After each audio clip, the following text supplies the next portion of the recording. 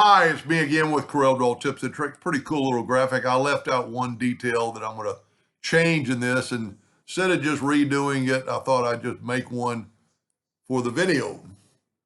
Take a six-sided polygon and hit P to put it in the center of the page. Very important. Take a 2-point line and go to the center. Go outwardly. And you got to make sure you're there, and I didn't hit it. But you can always take your shape tool and move it there. Get your 2-point line and go from that node to that node. This has to be correct. Now, let me make it a little bit smaller. Well, I want to be in the center of the page.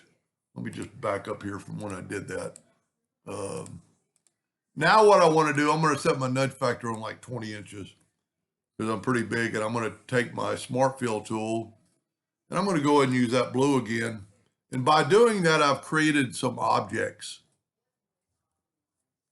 And I'm going to nudge that back.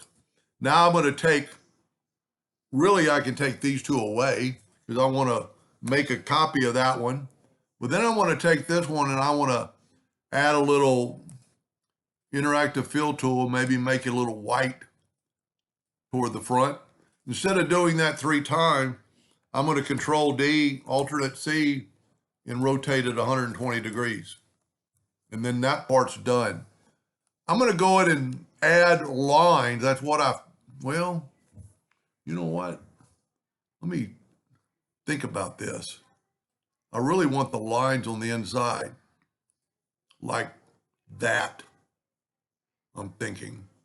Hope it's still in the center of the page. You can always check it by turning on your index lines and you can see. Now we're going to take this one, we're going to left click, right click, and I'm going to go to Effects, and I'm going to go to Contour, 1 time to the inside, 1 inch. I'm going to go to Object and break the contour apart. I'm going to get my Shape tool, and I'm going to select that node right there, because I want to put a little turn to it. So I'm going to go to Effects, Windows, Dockers, and Corners, and I'm going to corner that guy 4 inches. And well, I shouldn't have done that. Tell you what, I want to make it like bigger. I want to make it 5 inches. And I'll grab that node and hit apply, and I do that. Now, I'm going to take this Smart Fill and I'm going to add blue, but then I'm going to hold down my Control button and hit about 3 clicks of black. And then I'll move that over. So that's what I want exactly. Now, I'm going to take this. You know what? I'm going to do this. I'm going to take this and group it, Control G. I'm going to go to Object, Order, Back a Page. I'm going to take this. I'm going to Control D, Alternate C, and have it rotate 120 degrees, and then Control D again. Now I need to see, and now this is what I left out earlier. Now I'm going to make my ball. And just to see how big it is, I'm going to make it white, take away the outline, and hit P. That's about right. Now I'm going to get the interactive fill tool and just give it a little bit of pizzazz. I'm going to go up here to elliptical, put it kind of in the middle, put that in the middle, then that sometimes gets in my way. And it's a little irritating. There you go. Now I'm going to put a little black in that edge. I want just a little bit of black, so I'm going to bring in a white a little bit closer to the, and that's still too much, but I can angle that out. I just want a little bit of glow to it. That'll work. Now, I'm going to go to this. Well, I didn't group it together. Let me,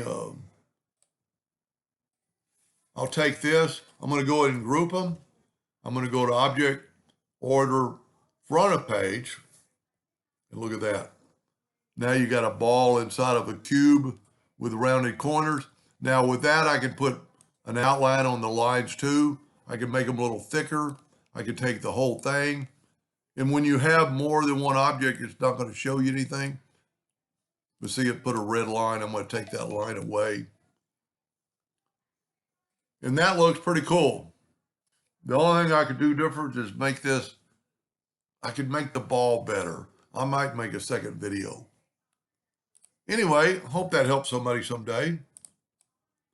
And thank you for watching.